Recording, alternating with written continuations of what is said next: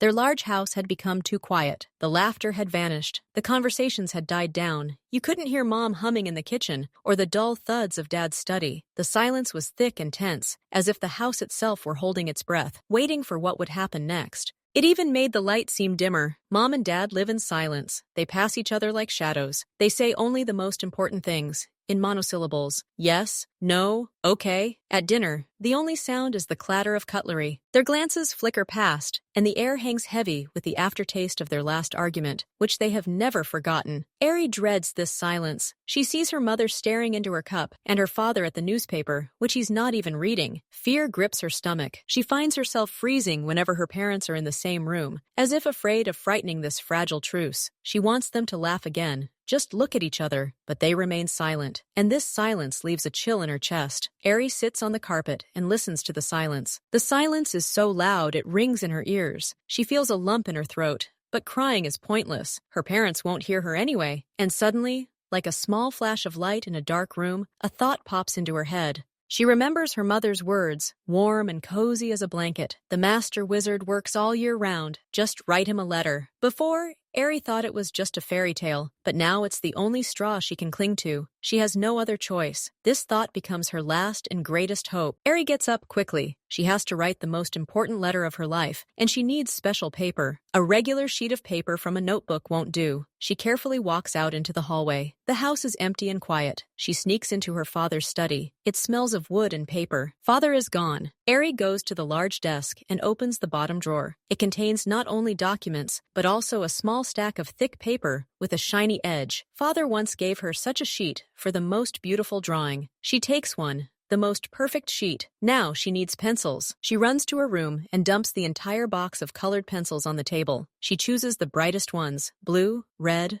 gold. Ari sits down at the table and rearranges the toys. She places a shiny sheet of paper in front of her. Now she needs to find the perfect words. She bites her lip, concentrating. It has to be perfect. She imagines Santa Claus's gray eyebrows and kind eyes. He absolutely must hear her. She picks up a blue pencil, the most serious one. She breathes evenly and begins to write the first letters. Dear Grandfather Frost, she writes very slowly, trying to make the letters beautiful and even. She even draws curls around the capital D. This greeting seems to her like a magic key that will unlock the door to a miracle. She pauses for a second to imagine this letter falling right into his magical hands. Ari doesn't write, I want. She doesn't even think about new dolls or books. Instead, she writes the next line, please help us. She writes about how the house has become quiet and cold. She writes that Mom and Dad no longer laugh together. She asks not for a toy, but for the simplest and most difficult thing in the world, for Mom to look at Dad with a smile again, and for Dad to put his arm around Mom's shoulders.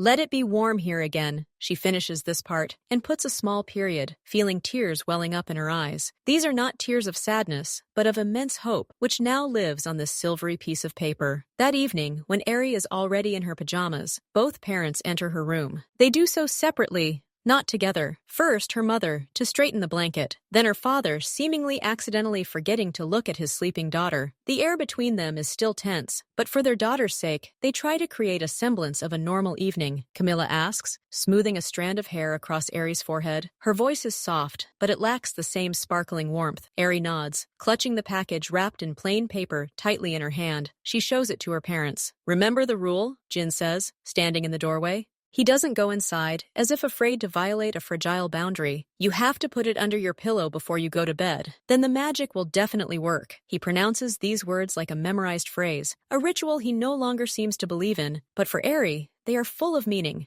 She nods again, earnestly and attentively. Good night, honey, Camilla says, kissing her cheek. The kiss is light and quick. Sleep tight, Jin adds from the doorway, his lips briefly twitching into something resembling a smile. They exit, dimming the lights. Ari is left alone. She carefully tucks the package with the letter under her down pillow, as if it were the most secure lock in the world. She even adjusts the pillow so it lies perfectly in place. The ritual is complete. Now all that remains is to wait. Ari doesn't fall asleep right away. She lies in the darkness and listens to the sounds of the house. Nothing. Silence. She turns on her side and feels the edge of the pillow with her hand, feeling the soft rustle of paper beneath the fabric. This thought calms her. Her request is already here, very close, in the safest place. Sleep comes restlessly, fitfully. She dreams of running down a long, white, high-walled corridor, unable to find the door. She dreams of her parents speaking to her, but their voices seem to come from behind thick glass, muffled and indistinct. In the dream, she clenches her fist tighter, as if still holding that very envelope. In the light of the nightlight, her face seems focused and sad. Sometimes her eyelids flutter slightly. She sleeps, but does not rest. Her entire little soul is attuned to the expectation of a miracle destined to happen somewhere in the secret of the night. Deep night falls in the house. The ticking of the clock in the hallway sounds hollow and lonely. The door to Aries' room quietly opens. Two silhouettes are visible in the slit of light from the hallway. Jin and Camilla stand in the doorway. They hadn't arranged it, but they both arrived at the same time, each with their own quiet anxiety. They look at each other in the dim light. No words. Just a silent agreement. Camilla takes the first step. She tiptoes toward her daughter's bed. Aerie is asleep, facing the wall, her breathing even but shallow. Camilla looks at her with tenderness mingled with wrenching guilt. Then, carefully, with the utmost precision, she slips her hand under the pillow. Her fingers brush against the paper. Slowly, so as not to disturb her daughter's sleep, she pulls out the package. Jin watches, motionless. His face is difficult to see in the shadows, but his posture betrays intense attention. Camilla, holding a letter, turns to him and gestures for him to leave. Together,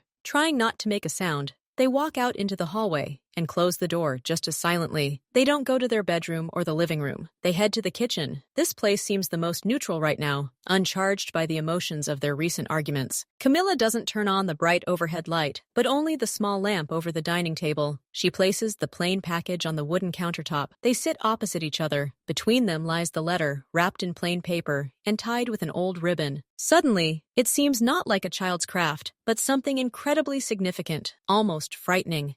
"I need to see," Camilla says quietly, her voice trembling slightly. She unties the ribbon, her fingers unsteady. The paper unfolds, and there before them lies that same shiny sheet, on which a child's hand has carefully and painstakingly written lines. They simultaneously lean toward it to read. In the silence of the night kitchen, the most important conversation of their lives begins. A conversation that will never be spoken aloud, but which they will read in their daughter's simple words. The air thickens with anticipation. They don't yet know that they will find these lines, but both already sense that they stood on the brink of something that should not have happened. In the kitchen, only a small light is on above the stove. It casts a soft yellow circle on the table, leaving the corners of the room in darkness. Jin and Camilla sit on chairs. A package lies on the table between them. The house is so quiet that one lonely car can be heard driving past on the street. The refrigerator hums. They don't look at each other. They are looking at this letter. It seems as if their entire large, cold house has now shrunk to this dimly lit table.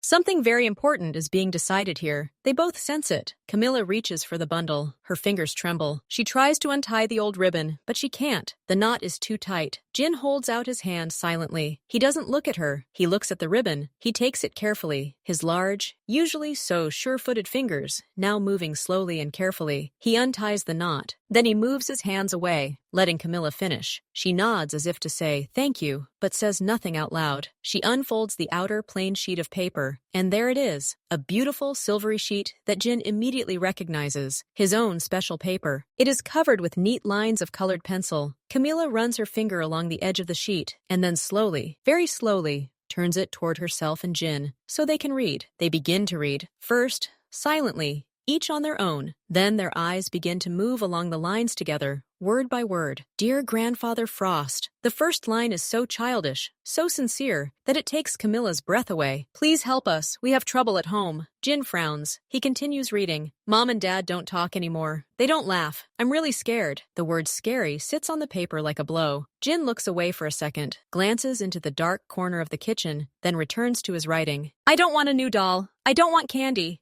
I want Mom to make Dad pancakes for breakfast again, like before. I want Dad to bring Mom flowers, and they'll smile. Please make it so that we can be warm and happy again. That's my greatest wish." Camilla can't finish reading. Her eyes fill with tears. She sees a single drop fall on the edge of the silver sheet, leaving a wet mark. She quickly wipes it away with her hand, afraid to ruin the letter. She looks up at Jin. He's still staring at the last line. His face has become stony, but something flickers in his eyes. He clenches his jaw. These simple, childish words cut them both more sharply than any screams or accusations.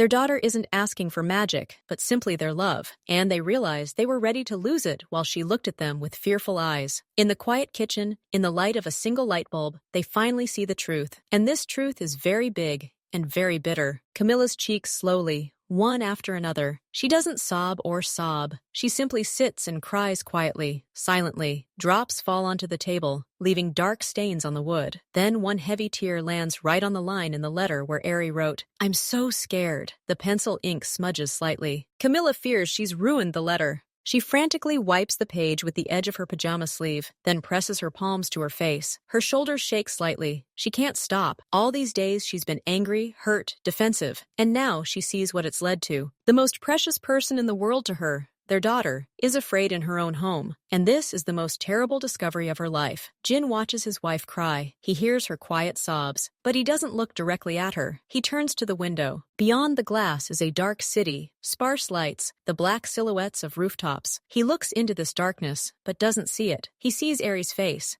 He remembers how yesterday she timidly handed him her drawing, and he, lost in his thoughts, simply nodded and put it aside. He remembers her frightened eyes at dinner, when he and Camilla exchanged sharp words. His face is a stone mask, not a single movement. Only the muscles in his cheeks tense slightly, as if he's gritting his teeth. His hands rest on his lap, clenched into fists so tightly his knuckles are white. A storm rages within him, anger at himself, shame, fear that he, the strong and influential Jin, was so weak and blind in his own home. He can't find the words, not for his wife, not even for himself, so he simply remains silent, staring out the night window, bearing the entire weight of this silence that he himself created on his shoulders. The minutes drag on in silence. In the kitchen, only the ticking of the clock and Camilla's ragged breathing are heard, but something has changed. Before, the silence between them was prickly, full of unspoken grievances. Now it's different. It's heavy, bitter, but shared. They both look at the same letter. They both read the same words. And for the first time in weeks, they feel exactly the same thing. Not anger at each other, but shame in front of their daughter. Not a fight for what's right, but the pain of having caused suffering to the most defenseless creature in their lives. Jin slowly, as if against his will, turns his head from the window. His gaze falls on the crumpled, tear-stained handkerchief in Camilla's hands, and then on the letter itself. Camilla, sensing his gaze, lowers her hands from her face. Her eyes are red, puffy. She looks at him too. They don't speak. They don't need to speak. Everything has already been said in colored pencils on silver paper. In that moment, they cease to be enemies. They become two people who have made a huge mistake. Two parents so caught up in their adult war that they forgot why they even lived under the same roof. This pain and this shame, that's what now binds them more tightly than any words. They sit in silence, covered by the same heavy, bitter blanket of guilt. And because of this, together they suddenly feel a little better than they did alone. Because the most terrible thing is to accept the truth, and they just did it, together. Camilla's quiet, hoarse voice. She's asking for pancakes, Camilla whispered, looking at the letter. She spoke so quietly, as if afraid her loud words would shatter something fragile. Remember how I always made them on Sundays? Jin nodded slowly, his gaze fixed on the table. I remember. His voice sounded muffled, unusually quiet for him. And I brought you those strange flowers you like. The ones with the thorny stems, Camilla whispered, the corners of her lips twitching in an attempt at a smile. It was the first, even ghostly, semblance of a smile between them in many days. They fell silent again, but not because there was nothing to say, but because there was too much to say, and all the words seemed inappropriate, too crude for this nighttime silence, and for the childish letter between them. We scared her, Jin finally said. It wasn't a question. It was a hard, outspoken fact. Yes, Camilla answered simply. Then she added, looking at him, and each other too. Jin nodded again. He raised his hand and slowly ran his fingers along the edge of the silver sheet, over the childish letters. It was a gesture of incredible tenderness, something he hadn't seen in a long time. What are we doing, Camilla? He asked, and his voice carried not the usual firmness of a boss, but the confusion of an ordinary person. Camilla took a deep breath. She looked at this strong man, who now looked broken, and felt her resentment and anger melt away, giving way to old, forgotten pain for him and terrible pain for her daughter. We have to try. she said, just as quietly. Not for us, not yet, for her. Jin closed his eyes for a second. He saw a clear image in the darkness of his eyelids. Eri, placing the letter under her pillow, with such earnest, hopeful faith. Faith in them, faith in the miracle they themselves were destined to perform. I don't know how, he admitted honestly, opening his eyes. I don't know where to begin. Since breakfast, Camilla said, unexpectedly simply. She pointed to the line in the letter. She asked Santa Claus if I could make you pancakes again, so I'll make them tomorrow. She spoke as if she were formulating a battle plan, the most important thing in her life. Jin considered her words. Then he said slowly, and I'll find those flowers, the proteas, in the morning, before breakfast. It wasn't a reconciliation, it was a truce. It was a decision to cease fire, clear the rubble, and try to rebuild the destroyed bridge. Their daughter's letter became the building block for this bridge. They decided to try to be the parents she dreamed of, to become the family they once were, step by step, starting with breakfast. They sat for a long time staring at the letter. And strangely enough, the longer they looked at those childish lines, the more real it became to try it. Eri's words weren't a magic spell, but they were a clear, pure mirror in which they finally saw the truth. She believes that Santa Claus will grant her wish, Camilla said quietly, and for the first time, her voice sounded not bitter but warm, almost a smile. She put the letter under her pillow and believes. Jin stared at the carefully crafted letters. And we took it, he said. Then he looked up at his wife. A spark of something that resembled a long-forgotten passion, a challenge, flickered in his eyes. So it's our job now, to fulfill this desire. At that moment, something impossible happened. They both felt it. They, two adults, tired and resentful of each other, suddenly believed in the same thing their 7-year-old daughter believed in. They believed that a miracle was possible. Not a magic wand-like thing, but a real human one. The miracle of stopping frowning. The miracle of morning pancakes. The miracle of a bouquet of flowers. The miracle of a simple good morning, said not to avoid, but looking into someone's eyes. Camilla asked, and that same spark that had long since died out flashed in her tear-stained eyes.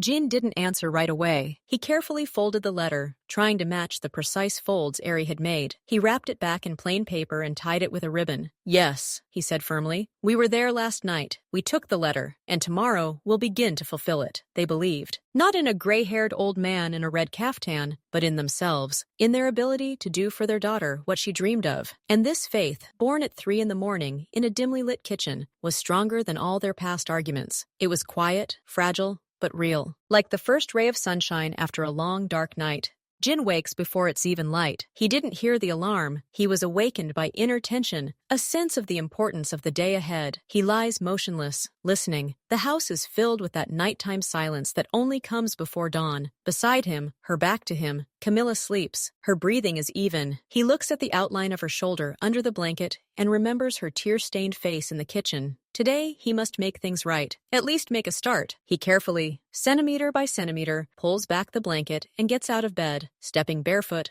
onto the cool parquet floor. He tiptoes out of this bedroom, quietly closing the door. The hallway is bathed in a bluish gloom. He stops at Eri's door, places his palm on the wood for a second, as if charging himself with determination, and then moves on. In the dressing room, he grabs the first clothes he finds, plain dark pants and a sweater. He doesn't care how he looks. He just needs to get there on time. He silently descends the stairs, avoiding the creaky steps. His car, large and dark, is parked in the closed garage. He climbs behind the wheel, and the familiar ignition lever feels like the key to something important today. The car pulls out onto empty, graying streets. The city is just beginning to wake up. A garbage truck passes somewhere. A light is on in a bakery somewhere. Jin drives, knowing the way clearly. There's a flower market on the other side of town that opens at 4 a.m. You can find everything there, even the rarest flowers. He drives quickly but carefully, his thoughts racing ahead. He's not thinking about work, not about the tasks that are always swirling around in his head. He's thinking about the specific flowers Camilla likes, not the lush, faceless bouquets his subordinates sometimes brought him, but those very same South African proteas, strange, exotic, with stiff, pine cone-like petals. She once said they looked like aliens, and that's what she liked about them. The market greeted him with the hum of refrigerators, humid air, and bright splashes of color. It was still early, but the vendors were already laying out their wares. Jin, tall and somewhat out of place in this bustle of flowers, walked between the rows, peering intently, and found it. In the corner, near an elderly man, stood several stems of protea, pinkish silver, as if covered in frost. Everything we have, Jin said briefly to the seller, without even asking the price.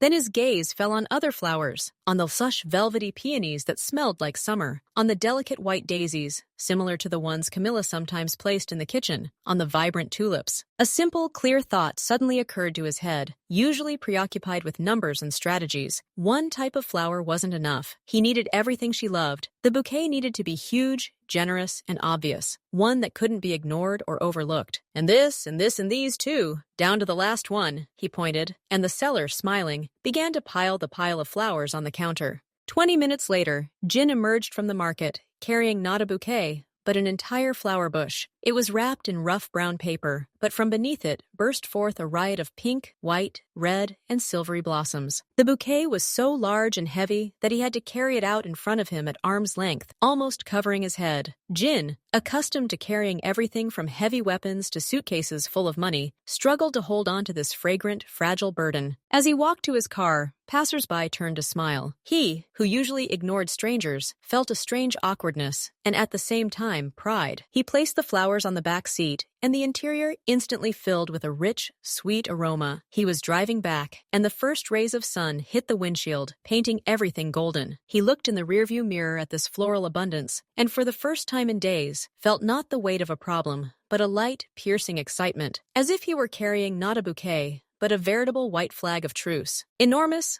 awkward, scented with spring, and therefore incredibly real. Jin's car pulls quietly up to the house. The street is already bathed in the morning sun. He gets out, picks up his huge awkward burden again, and heads for the front door. And then, before he's even put the key in the lock, he freezes. A scent wafts from under the door, through a small crack. Faint, barely perceptible, but so familiar that it takes his breath away for a moment. It's the smell of fried dough, butter, and sweet crumpets, the smell of Sunday pancakes, the very same scent he hasn't smelled in this house for what seems like an eternity. His heart gives a sudden, powerful jolt. She's done it. She's stood up and begun. So their nightly pact, their quiet decision, isn't a dream. It's really happening. This simple, everyday scent is louder than any symphony for him now. He opens the door with the key, and a wave of warm, delicious air envelops him, mingling with the cool scent of flowers. Jin enters the hallway. Faint sounds drift from the kitchen, the sizzle of a frying pan, the soft clatter of a plate. He takes off his shoes, still clutching the bouquet, and heads toward the source of the sounds and smells. Camilla stands by the stove. She's wearing a housecoat, her hair pulled back into a loose ponytail. She's concentrating on flipping a pancake, and her face seems calm, almost detached. Jin pauses in the doorway. The bouquet he holds in front of him is so huge that it completely covers him from his chest to almost his forehead. Only his feet and eyes are visible above the sea of flowers. "Camila," he says, his voice muffled by the flower bed. She turns around and freezes. The frying pan hangs suspended in her hand. Her eyes,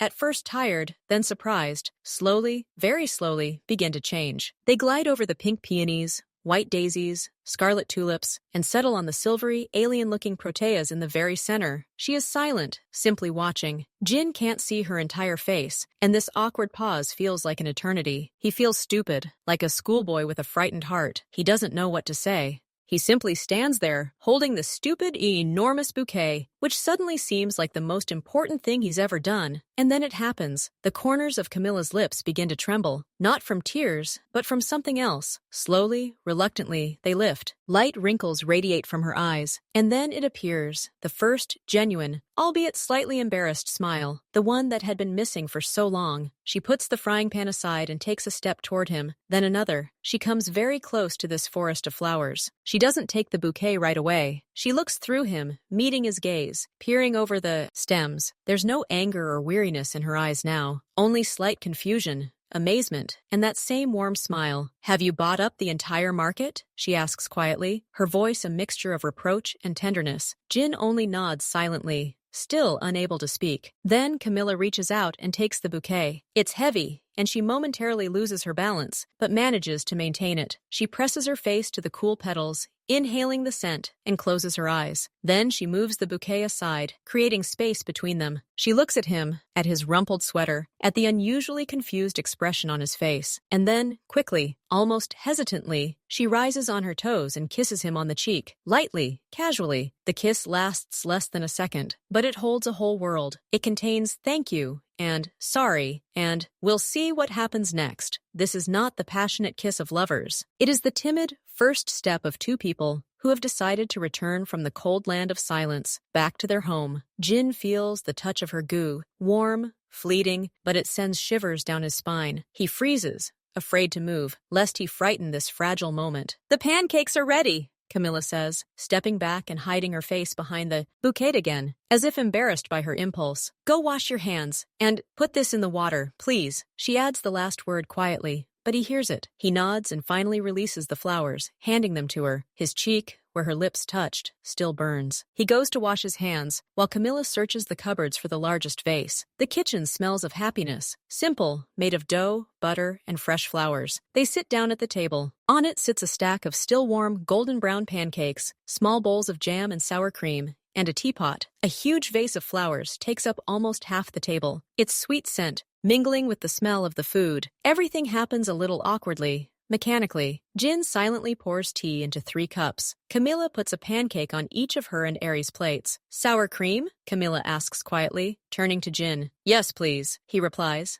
sounding almost formal. She passes him the bowl. Their fingers don't touch, but they're sitting at the same table. They're eating, and that's already a victory. Jin cuts off a piece of pancake, dips it in sour cream, and almost without looking, places it on Camilla's plate. It's an old, forgotten gesture. He does it automatically, without thinking. Camilla glances at this piece, then quickly, frowning, at him. She says nothing. She snaps it with her fork and eats. Aerie watches them, her eyes wide. She sees how Dad passed Mom the sour cream, how Mom didn't argue or refuse, how they sit together, no longer separated by that invisible wall of ice. Breakfast is eaten in near total silence, but it's no longer that frightening silence. It's the silence of concentrated pancake eating, the silence in which you can hear the birds singing outside the window. It's the silence of respite, not war. Aerie can't take her eyes off her parents. She takes a bite of her pancake, but barely tastes it. She feels something else, warmth that slowly, like the sun, begins to fill the kitchen. She sees her mother, pouring herself more tea, glance involuntarily at her father,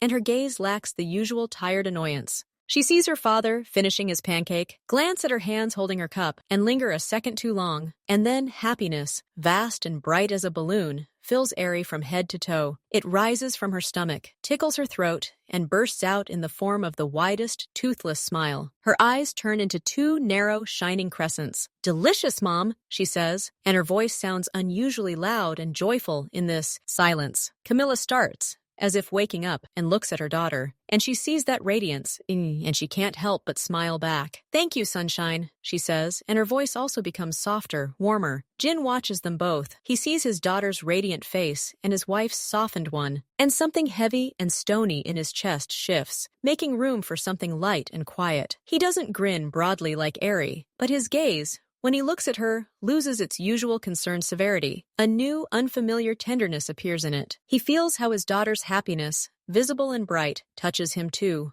warming him from within. Over breakfast, Aerie makes the most important discovery of her life. It rings loud and clear like a bell. Santa Claus exists. He doesn't just exist. He read her letter and did everything just like he promised. Mom made Dad pancakes. Dad brought Mom a whole mountain of flowers. They sit at the same table. They don't yell. They look at each other without anger. Mom even kissed Dad on the cheek. Aerie saw it out of the corner of her eye as she walked down the stairs. Her childish logic builds a flawless chain. She wrote a letter, put it under her pillow, and the next morning, her wish began to come true. This is real, genuine magic. It smells of pancakes and flowers. It sounds like the quiet clinking of cups. It shines in her mother's smile. Now she knows it for sure. Secret knowledge fills her, making every movement lighter and more meaningful. She drinks her tea, feeling not just like a girl, but like a participant in a great miracle. She's caught the magic by the tail, and it's working. Now she can dream big, and she already knows what she'll write her next letter about, but that will be later. Now she's simply happy. She believes, and this faith, pure and unshakable, like a diamond, shines within her, making this morning the most wonderful morning in the world. In the evening, after a happy day, Aerie feels like a sorceress. She has a secret power. Santa Claus listens to her. And if one request works, then she can ask for something else. The most important thing, the thought of this keeps her awake. After her parents say goodnight and turn out the light, she lies with her eyes open, staring at the ceiling, where the shadows from the street lamp dance across it. She sits up carefully in bed. She needs to act. She knows magic requires precision. She needs to write the letter again and put it under her pillow. She turns on the small moon-shaped nightlight on the nightstand.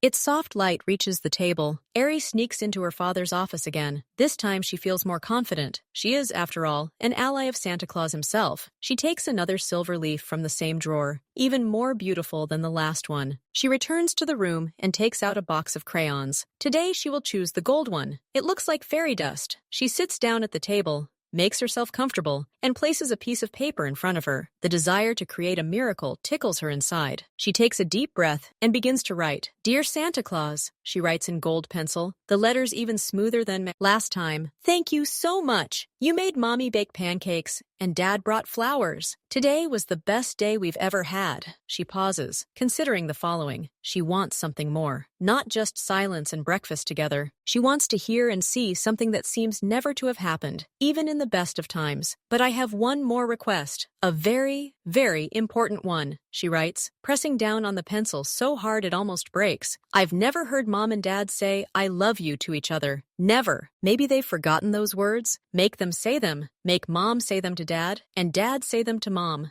Not over the phone, but looking at each other. Please." She looks up from her letter and out the window at the stars. They seem to wink back at her. Then another idea strikes her. She recently saw a photo of a friend's family, all dressed in funny pajamas, drinking cocoa and laughing. She'd wanted it so much back then. Now she knows how to make it happen. "And one more thing, Grandfather Frost. If possible, let Mom suggest that we all have an evening together, in the warmest, coziest pajamas, with cocoa and marshmallows, and that we all take a picture together, hugging, so that it can be seen that we are a family. So that in the photo we are all smiling, like in the movies. I really want that." She rereads what she's written. The requests seem enormous, even greater than the previous ones. But can't Santa Claus handle it? Of course he can. She carefully folds the letter, finds the same ribbon, now slightly wrinkled, and ties it up. The magic is ready to be sent. Ari holds the package containing the new letter. It feels warm and alive to her. It contains her deepest dreams. She places it under her pillow, adjusts it, gets comfortable, and turns off the nightlight. Now she lies in the darkness, her palm resting on the spot where the letter lies. She's not afraid of the silence. Now the silence seems kind to her, full of anticipation. She listens to the house. Somewhere a step creaks softly. Somewhere a curtain rustles. It's probably Father Frost himself, already getting ready to take her request. She imagines her mom suddenly smiling tomorrow and saying, "Let's have a photo shoot in our pajamas." She imagines her dad, hearing this, looking at her with a special look, and saying something quiet that makes her blush, maybe even those very words. These thoughts send a pleasant, sleepy warmth through her body. Her breathing becomes even and deep. Her eyelids grow heavy. A faint, barely perceptible smile of confidence crosses her face. She doesn't just hope, she knows. A miracle is already on its way. It will take the letter from under her pillow and begin its work while she sleeps. Her fingers loosen slightly, releasing the edge of the pillow. She drifts off into a dream filled with vivid images, laughter, hugs, the glint of a camera, steam from a mug of cocoa, and two adults looking at each other as if they were seeing the most precious thing in the world. She is a sleeping dreamer, the architect of her own family happiness, and her most faithful ally, a wizard with a gray beard, has already set to work. The last thing she feels before falling into a deep sleep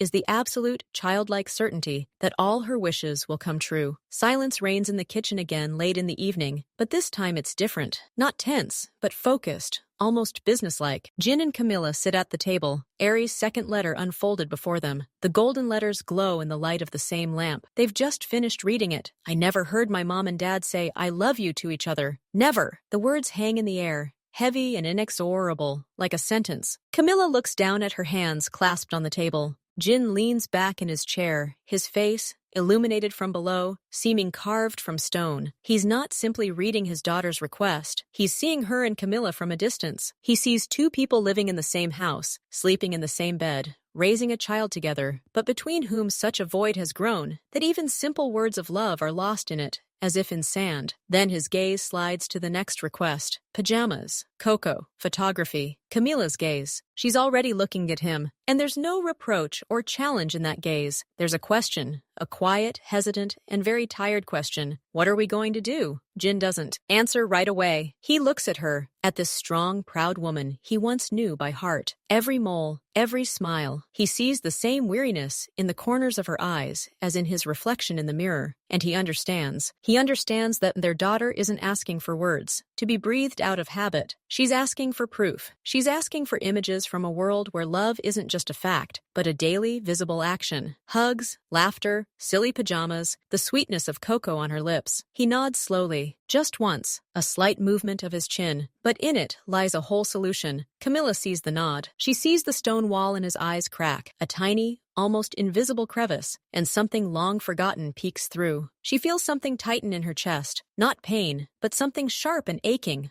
like hope. She nods back, also slow, also cautious. No words, no promises, no long conversations about the past, only the silent agreement of two generals who have finally decided to end the war and begin rebuilding the city. Their battlefield is this kitchen. Their peace treaty is 2 sheets of paper with a child's handwriting. Their mission, to create one warm evening, just one, but to make it real. Jin takes the letter and carefully folds it, returning it to its original folds. His movements are precise, almost ritualistic. He places the package back on the table. Tomorrow, he says, a single word. His voice is quiet, but it carries the same firmness Camilla was accustomed to. Only now it's directed not against her, but toward a common goal. I have funny pajamas, Camilla says suddenly, and something like an embarrassed laugh breaks into her voice. Striped, like a zebra. I've never worn them. Jin looks at her, and quite unexpectedly, something like a smile appears on his lips. Not a wide one, but barely touching the corners. I have some old ones, with owls, he admits. Daria Ivanovna gave them to me. Daria Ivanovna is their former nanny, a kind and fussy elderly woman. And now they're not just looking at the problem. They're starting to plan. Silently, with glances, with short phrases. I'll make some cocoa, says Camilla. Real cocoa with milk. And I'll buy some marshmallows. I'll bring the camera, Jin says, meaning a good one. And I'll set the timer. We don't need anything professional, Camilla quickly counters, but without the previous sarcasm. Just to make it feel homey. Okay, he agrees. A new silence falls over the kitchen. This time it's filled not with pain and shame, but with a quiet, focused anticipation. They look at the package, and then back at each other. In their gaze lies a new, unfamiliar pact. They will be magicians, once again, for her, and perhaps, along the way, a little for themselves, too. The next evening arrives like the promised miracle. Ari is on edge all day, but tries not to show it. She catches her parents' glances. Quick, knowing, slightly embarrassed. They're up to something. She can feel it. That evening, after dinner, her mother doesn't send her straight to the shower, but says with a conspiratorial smile, Ari, we have a special evening tonight. Run and choose your funniest and warmest pajamas. Ari's heart skips a beat, then starts pounding so loudly, it seems to be heard throughout the room. This is it! The wish piece! She runs squealing to her room and starts rummaging through her closet. Finally, she finds what she needs, a set of pajamas with pink unicorns and a rainbow on the chest. When she steps into the living room, pausing at the threshold, she sees that Mom and Dad have already changed. Mom is indeed wearing zebra-striped pajamas, which look incredibly funny and cute on her. Dad is wearing dark blue pajamas with huge, surprised owl eyes. He looks so ridiculous and unlike himself that Ari can't help but giggle. Jin, catching her gaze, spreads his hands. Wisdom and vigilance, he says seriously, pointing at the owls, and Ari laughs even louder. The living room smells of magic, and this magic smells like cocoa, thick, chocolatey, with a hint of vanilla. On the low table in front of the large sofa sit 3 large mugs, each containing 2 white marshmallow clouds. A plate of cookies sits nearby. The soft light of the floor lamp bathes the room in a warm golden glow, and it's already dark outside. Camilla says, her voice homey and cozy. She sits down in the corner of the sofa, tucking her legs under her. Ari jumps up next to her, wrapping herself in the blanket that always lay there. Jin sits on the other side, leaving space between him and Camilla, but the space no longer feels like an abyss. It's simply comfortable. They drink cocoa. It's scaldingly sweet and incredibly delicious. Ari smacks her lips, spooning out melted marshmallows. Mom tells a funny story about how she once mixed up some papers at work. Dad listens, a smile playing across his face. He adds his own twist to the story, and Mom snorts. It's not a loud laugh, just a warm, shared sound of satisfaction. Then Camilla puts down her mug and looks at Jin, then at Ari. There's a slight nervousness in her eyes, but also determination. You know what? She says. Let's take a photo to remember this warm evening, all together. Ari freezes, unable to believe her ears. The second wish. It's coming true right now. Jin stands silently and fetches his camera. It's not a professional camera. Just a good DSLR. He sets it up on a tripod he found God knows where and sets the timer. His movements are confident, focused. Camilla asks, looking around the room. Here on the couch, Jin says, under a blanket. It will be authentic. They settle down on the couch. It's awkward at first. Ari sits in the middle, which is a given. But then Camilla wraps her arm around her shoulders and pulls her close. Jin, after a moment's pause, sits closer so that his shoulder touches his daughter's. He throws the edge of the blanket over his lap. Ready? Timer for 10 seconds, Jin says, and quickly, almost running, takes his place. They sit, smiling for the camera. Their smiles are a little tense, photogenic. The quiet click of the countdown begins. Jin looks straight into the camera. Camilla does too. Ari looks from one to the other, beaming, and then Jin makes a move. He hadn't planned it. It just happened. He wraps one broad, strong arm around both of them, Camilla and Ari, and pulls them toward him. Camilla flinches slightly in surprise, but doesn't pull away. Her head brushes his shoulder for a moment. She turns her face from the camera to him, surprised. Jin looks at her. There's no camera in his eyes, no timer. There's only her face, so close, illuminated by the soft light, and her eyes wide with surprise. He feels the warmth of her body through the thin fabric of her pajamas, smells her shampoo, mingled with the scent of cocoa. He hears the timer ticking somewhere across the room, counting down the final seconds. And he speaks, quietly, so that only she and perhaps Ari, pressed between them, can hear. I love you, Camilla. He says this not because it was in the letter. He says it because at this moment, in this pile of funny pajamas, under this soft blanket, it is the only truth. Ancient, dusty, forgotten, but still true. Camilla freezes. Her eyes fill with moisture, but she doesn't cry. She looks at him, and a whole storm unfolds in her gaze. Surprise, disbelief, pain, and then a slow, very slow melting. Her lips tremble. She places her free hand on his, the one on her back. I love you too, Jin, she breathes, and the words, so simple, come out with difficulty, as if rusty from long disuse. At this moment, the flash goes off. Click. They didn't even have time to look at the camera. They looked at each other. Ari, sandwiched between them, looked from her mother to her father, and her face lit up with such happiness that it seemed it could light up the entire room without any lamps. She heard everything. She saw everything. A second later, they pull away, embarrassed, like children caught in the act. Jin stands up to check the photo. He walks over to the camera, presses the button, and a photograph appears on the screen. It's not a perfectly composed shot. They're sitting slightly askew. The blanket has slipped, but their faces aren't rehearsed smiles. Jin's is a rare, soft tenderness, a hint of confusion. Camilla looks at him, not at the camera, and her gaze is one of freshly thawed, fragile happiness and traces of past pain. And between them is Ari, looking directly into the lens, her smile pure, undiluted delight. This isn't just a family photo. It's a snapshot of a miracle of reconciliation that began with a bouquet and pancakes and reached its quiet, incredible climax here. On this sofa, Jin shows the screen to Camilla. She looks at the photo, and a single tear rolls down her cheek. She quickly wipes it away. Beautiful, she whispers. Yes, Jin agrees, his voice booming. Ari runs up to them to take a look. She squeals with delight when she sees the picture. There it is! Our picture! Santa Claus did it all! She hugs them both around the waist, pressing her cheek first to her mother's side, then to her father's. Jin and Camilla stand, hugging their daughter, looking at the screen, where their new,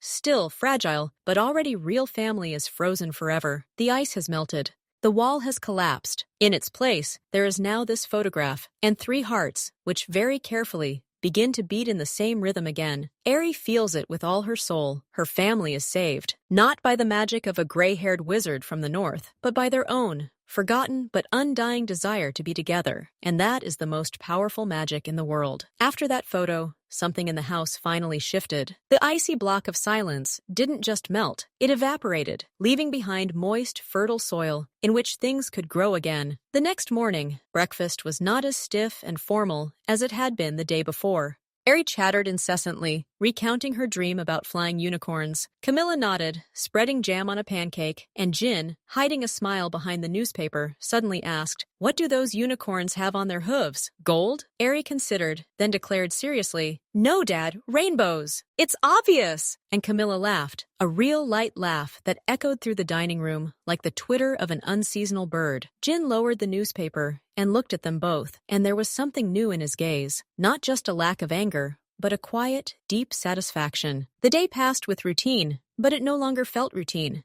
Jin left for his office, but at exactly 2 o'clock, his secretary, accustomed to a stern, unapproachable boss, took a call with surprise. Maria, please order a home delivery. A bouquet, not like yesterday, something lighter, daisies perhaps, and include a card. He wrote just 3 words on the card. Thank you for the evening. No signature. One wasn't needed. Camila, while doing bills, received a text message from the delivery service. She read it, then put her phone down and stared out the window for a long moment, where the first autumn leaves were swirling. Then she picked up her phone and, overcoming a strange awkwardness, sent a message. Thanks for the flowers. The daisies are perfect. And after a pause, she added, home-cooked dinner at 7. Udon noodles, just the way you like them. The reply came almost instantly. I will. And that was it. But that I will felt more than just a confirmation. Meanwhile, Ari felt like the chief architect of universal happiness. She secretly pulled a printed photograph from her father's briefcase. He'd left it on the table, and it was no accident, and framed it on her desk. Now, while doing her homework, she kept glancing at the 3 comical figures in pajamas. Her confidence in Santa Claus grew into something more.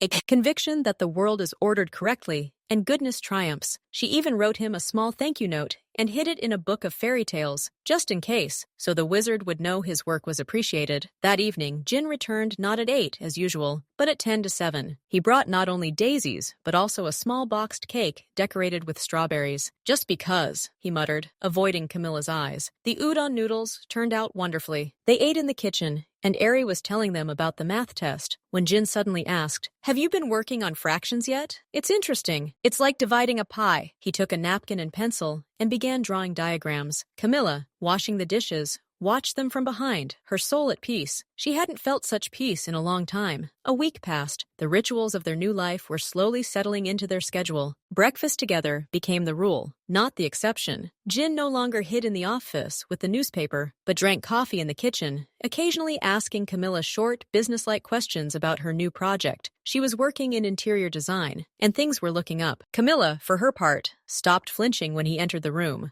She even once asked him to help her move a heavy bookcase in the living room, and without a word, he put down his phone and did so. One evening, after Ari had already fallen asleep, they were sitting in the same living room. Camilla was reading a book. Jin was watching a documentary about the ocean on his laptop, the sound muted. The silence was comfortable, rich, like a thick soup. Camilla said suddenly, without looking up from her book, Sveta called me today. She's inviting me to the opening of her gallery on Friday. Sveta was an old friend of hers, a flamboyant and slightly eccentric artist. Jeannie had never particularly liked her, considering her loud and superficial. He groaned in response, looking at the footage of whales. And what did you tell her? She said she'd think about it, Camilla replied. She paused. In the old days, I would have agreed right away. Just to get away. Jin closed his laptop. He turned to face her, leaning against the back of the sofa. Do you want to break away now? Camilla finally put the book down. She looked at him. There was weariness in her eyes, but not the hopeless one they'd had before. Just the weariness of the end of the day. I don't know. Maybe I should go. But not alone. She didn't formulate a sentence. She simply tossed the words out into the air like a trial balloon. Previously, she would have either gone without asking or demanded that he go, causing a scene. Now she simply stated the fact of her unwillingness to go alone. Jin looked at her. He saw her waiting, but not pressing. He saw that very vulnerability she'd so carefully concealed all these months of war. He sighed. Friday, my meeting with the Japanese ends at 5. If it doesn't drag on, I can pick you up at 7. Unless, of course, they open at 6. Camilla nodded, trying not to let the relief show on her face. At 7!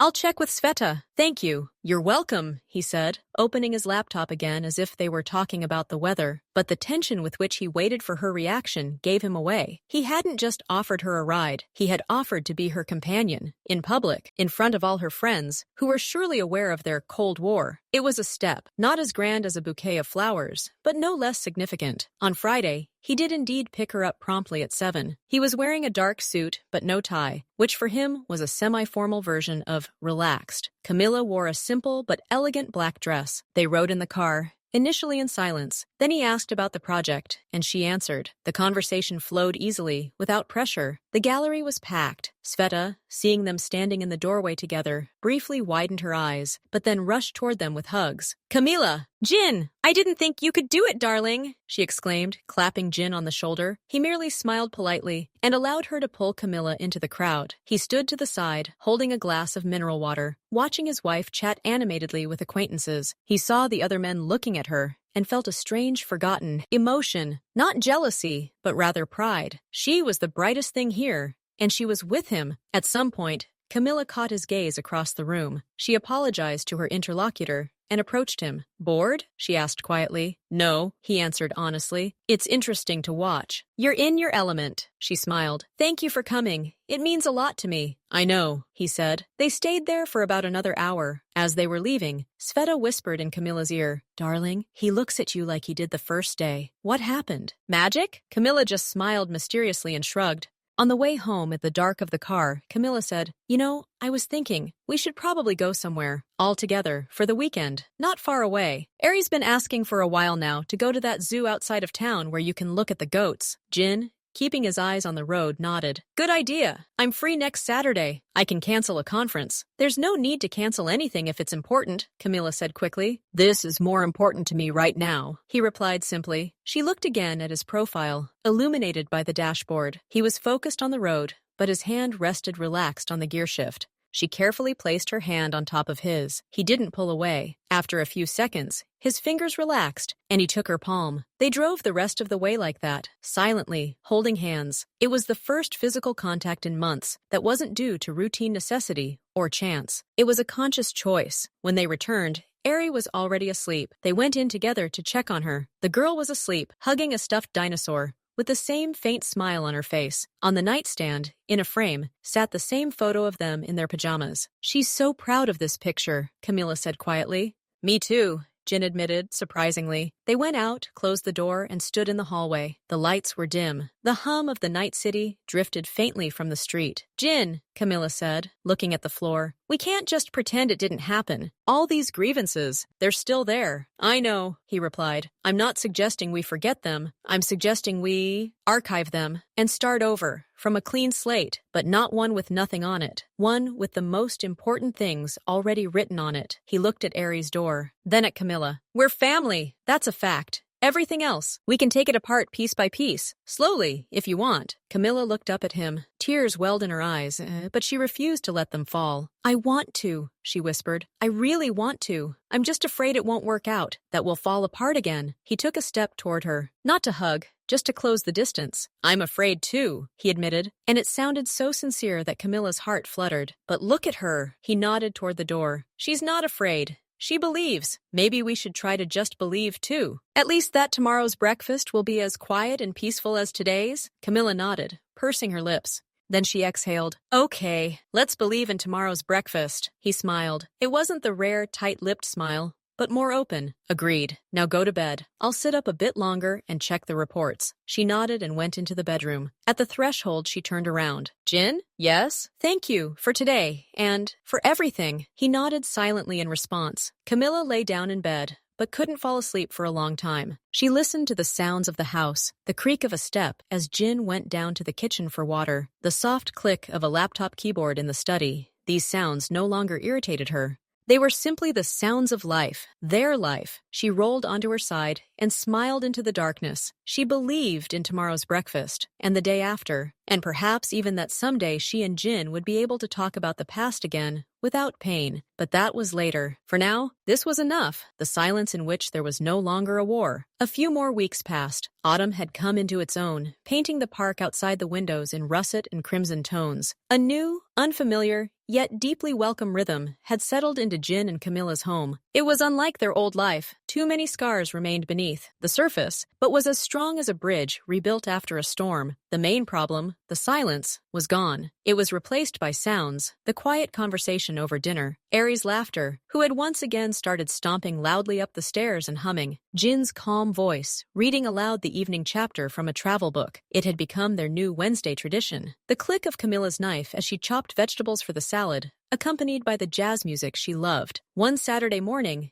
Jin didn't leave for the office. He came down to the kitchen in sweatpants and a simple t-shirt, something unheard of for him on a day off. Eri, sitting at her desk with a coloring book, stared wide-eyed. "Dad, are you sick?" she asked with genuine concern. Jin chuckled. "No, honey. I just thought today would be a good day to learn how to make pancakes." Camilla looked at him in surprise from the table where she was drinking coffee. "Seriously? A man should be able to cook more than just scrambled eggs," he declared with mock importance. But there was a glimmer of embarrassment in his eyes. "Unless, of course, you don't mind sharing a secret." Camilla put down her cup. "The secret is a well-heated frying pan and the right batter. But remember, the first pancake is always a flop." "We'll take note," Jin nodded, already taking a bowl out of the cupboard. That morning was a bit of chaos. Flour was flying everywhere. The batter was sometimes too thick, sometimes too thin, and the first pancake was indeed lumpy and pale. Eri laughed, watching her serious and powerful father focus on turning the fragile circle of dough, suffering failure after failure. At first, Camilla merely corrected him from her side, but then she couldn't take it anymore. She stood behind him, took his hands in hers, and demonstrated the correct movement of the pan. He froze, feeling her warmth in the scent of her hair. For a moment, the kitchen was silent, broken only by the sizzling of the oil. Then he nodded, and she walked away. And a miracle happened. The fourth or fifth pancake came out smooth, lacy, and golden. Eri clapped her hands. Jin, looking triumphant, lifted it onto a plate and ceremoniously served it to Camilla. "The chef recommends it." She took a bite, pretending to evaluate it critically. "Not bad. Very good for a first try. But my signature still has a long way to go." "I'll practice," he promised. And it didn't sound like a joke. This absurd and wonderful lesson became something more than just cooking. It was a gesture, a language he was using to say, "I see your work. I appreciate what you've done all these years while I was busy with more important things." And Camilla understood. She understood when she saw him returning from his office that evening, loading the dishwasher himself, without asking or even noticing. Their relationship recovered slowly, like a seriously ill person after a long fever. They weren't yet sleeping in the same bed. Jin remained in the study on the fold-out sofa, and this tacit agreement between them gave them space to breathe. But they no longer avoided touch.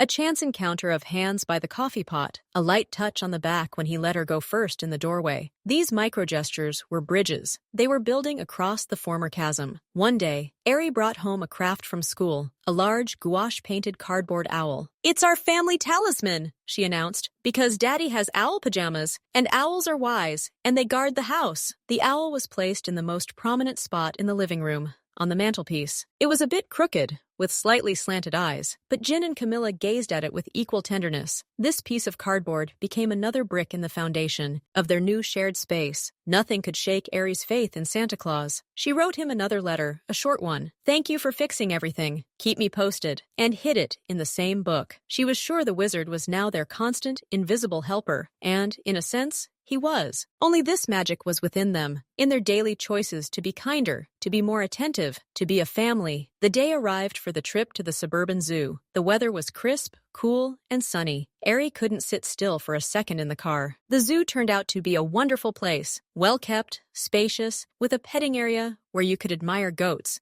donkeys, and even llamas. Jin, usually so reserved in public, suddenly relaxed. He bought 3 bags of animal feed and, with a serious expression, explained to Eri how to feed the sheep properly so they wouldn't bite off her fingers. Then, to his daughter's surprise, he extended his hand full of food to the timid llama. The animal cautiously sniffed his thumbs and licked the treat. A rare, carefree smile blossomed on Jin's face. Camilla filmed everything on her phone. She captured moments, Eri bursting into laughter when a goat tried to steal her hat. Jin, taking off his jacket and rolling up his sleeves, carrying his tired daughter on, his shoulders toward the exit. The 3 of them standing by the lynx enclosure, Eri whispering excitedly into her father's ear, and he nods, listening attentively. During lunch in a cozy cafe on the premises, at a table by the fireplace, Eri, licking a spoon with ice cream, suddenly asked, "Mom, Dad, will we always be like this now?" "What kind, dear?" Camilla asked, pushing her coffee cup away. "Well, together, and laughing. And you, Dad, aren't gloomy." Jin and Camilla exchanged a glance across the table. It was a look of hard-won understanding. "We'll try to make always as often as possible," Jin said carefully. "Sometimes we might have tough days, but we'll always try, like today. I promise," Camilla added quietly but clearly. That was enough for Eri. She sifted contentedly through her ice cream. For her, trying was synonymous with success. In her world,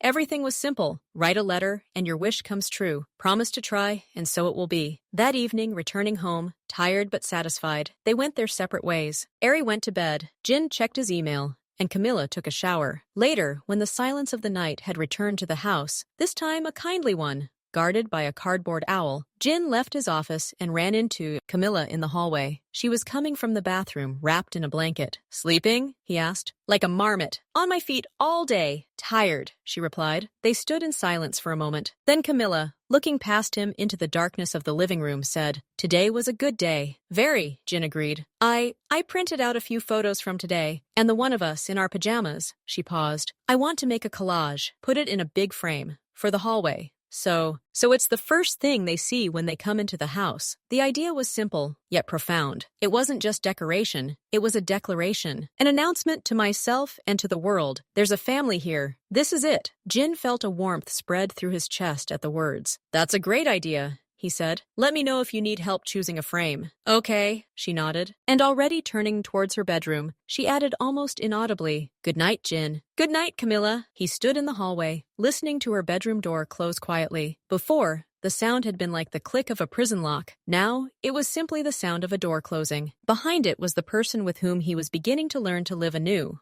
Not out of a sense of duty, but out of a quiet, adult desire. The desire to see her smile over her morning coffee. The desire to hear her argue with a friend on the phone. The desire for their daughter to fall asleep and wake up confident that her world was solid and unshakable. He walked over to this fireplace and adjusted the cardboard owl, which had tilted slightly. Then he glanced at the empty space on the wall in the hallway, where that collage would soon appear. The space no longer seemed empty. It was filled with the anticipation of happiness. Not the loud, festive kind, but the quiet, mundane, everyday kind. The kind made up of the smell of morning pancakes, funny pajamas, shared trips, and promises made in the light of day. Their family hadn't just been saved, it had begun to blossom anew. And in this new blossoming, fragile and delicate, there was more strength and beauty than in any old, familiar, but lifeless form. They had found their way back to each other. And now they walked it very carefully, holding the hands of their daughter, who, without knowing it, had become the wisest guide and the most powerful magician in their lives.